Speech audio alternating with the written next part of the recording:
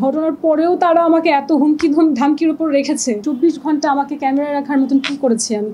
ফাঁসির সেলে তো থেকে আসলাম আমি অলরেডি। সত্যি বলতে মানসিকভাবে আমি অনেক স্ট্রং ছিলাম, কারণ তখন আমার কাছে মনে হয়েছে যে যত যা কিছুই হোক, আমার দেশ, আমার সরকার, আমার বিচার ব্যবস্থা, আমি এক্সপেক্ট করেছি যে এগুলো তো আমার পক্ষেই থাকবে। ওই দিনকার আমি একটা জিনিস আসলে ভয় পেয়েছিলাম, সেটা হচ্ছে আমি ভেবেছিলাম যে হয়তো কোনো ভাড়া করা গুন্ডা বা এরকম কিছু হচ্ছে, কারণ তাদেরকে দেখে আমার কাছে মনে হয়নি যে আমাদের দেশে ডিবির কেউ হবে। কারণ ইউ এক্সপেক্ট যে পুলিশ বা ইনভেস্টিগেশন এদের লোকদেরকে একটু ফিট বা ইউনিফর্ম পরা এরকম আমরা এক্সপেক্ট করি। তখনের থেকে এখন এতদিন পরে আমি অনেক অনেক বেশি উইক ফিল করছি, কারণ এখন যখন আমি দেখছি যে ভাড়া করা গুন্ডা না, আমার নিজের দেশের ডিবির লোক এরকমের একটা বেআইনি কাজ করছে এবং সেটার আসলে কোনো তাদের পানিশমেন্ট বা কিছু পাবলিকলি হয়নি, এবং এখনও একটা মিথ্যা মামলা আমার উপরে চলছে। এই মিথ্যা মামলাটাও আসলে সঠিকভাবে সঠিক প্রক্রিয়াতে আমরা দেখতে পাচ্ছি না সমাধান করতে কোর্টে। এখন আমার মানসিকভাবে ভয় লাগছে। আমি তো বিচারহীনভাবে অলরেডি ফাঁসির সেলে তো থেকে আসলাম আমি অলরেডি। আমাকে কোনো বিচার ছাড়াই একটা ডিটেনশন দিয়ে, একটা আইওয়াশ দিয়ে জনগণকে আমাকে তো সেখানেই রাখা হয়েছে। একটা তো হচ্ছে অপরাধের সংগঠন হওয়ার আগেই অপরাধীর শাস্তি হয়ে যাচ্ছে, আর এখানে তো অপরাধীর অপরাধও চিহ্নিত হয়নি। তখন এটা কি মানবাধিকারের চরম লঙ্ঘন না? এর থেকে খারাপ কি হতে পারে একটা মানুষের সাথে? আচরণ মিক্স ছিল।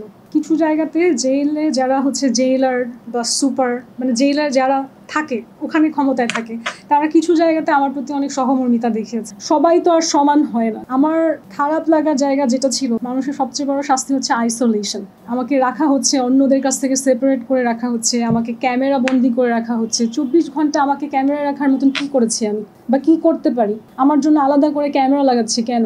এগুলোর তো কোনো যৌক্তিকতা নেই। আমার জন্য জেলের অন্য মানুষ যারা খবর পেপারটা পড়তে পারে, মানে এতটুকু তাদের সুযোগ থাকে, সবাইকে সেই সুযোগ থেকে বঞ্চিত করেছে যে কেউ পেপার পাবে না যাতে আমি কোনো খবর না পাই।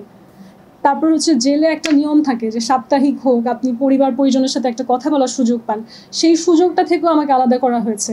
এবং সেই বিচ্ছিন্ন সময় আমি তো বাইরে কতটুকু আওয়াজ হচ্ছে, আপনারা মিডিয়া কর্মীরা কতটুকু ফলো করে এটা নিয়ে কথা বলছেন, আমি তো এগুলো কিছু জানি না।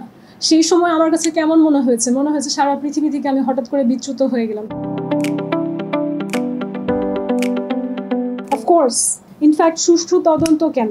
এই ঘটনার কি হয়েছে এখনও যদি একটা প্রেস কনফারেন্স করে সব মিডিয়া আমাকে বলে যে আপনাদের সমস্ত, অনেককে তো আমি পার্সোনালি দেখাচ্ছিও, যারা যারা আমার ইন্টারভিউ নিতে আসে দেখাচ্ছিও, সমস্ত রেকর্ডিং, সমস্ত হচ্ছে স্ক্রিনশটস, সমস্ত রকমের যত প্রমাণ আছে, ইনফ্যাক্ট ঘটনার আগে না ঘটনার পরেও তারা আমাকে এত হুমকি ধামকির উপর রেখেছে, মানে এই সব কিছু তো দেখলে যে কোনো কারোর কাছে পানির মতো পরিষ্কার যে ঘটনাটা আসলে কি। কথা বলছি গণমাধ্যমের সাথে, অনেক কথা বলছি, মানে কথা বলতে বলতে টায়ার্ড হয়ে যাচ্ছি।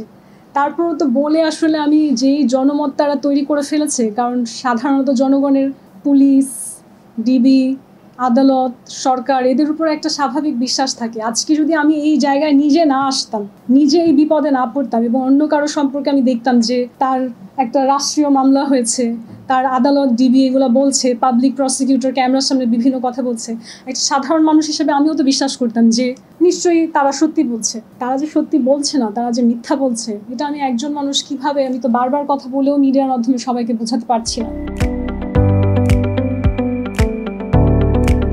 আমি তো সরব হতে চাই, আমি কিন্তু রাষ্ট্রের এগেইনস্টে বলছি না। এই জায়গাতে, সরকারি জায়গাতে কিছু মানুষ যারা বসে আছে স্বৈরাচারের মতন, সেই বিশাল ব্যবস্থার এগেইনস্টে গিয়ে আমি যে কথা বলছি, সরবভাবেই তো বলছি, এটা কিন্তু যেন তেন বিষয় নয়। একটাই লক্ষ্য, সেটা হচ্ছে কথাগুলো শুধু নিজের জন্য বলছি না, আমার রাষ্ট্র আমার সাথে থাকে।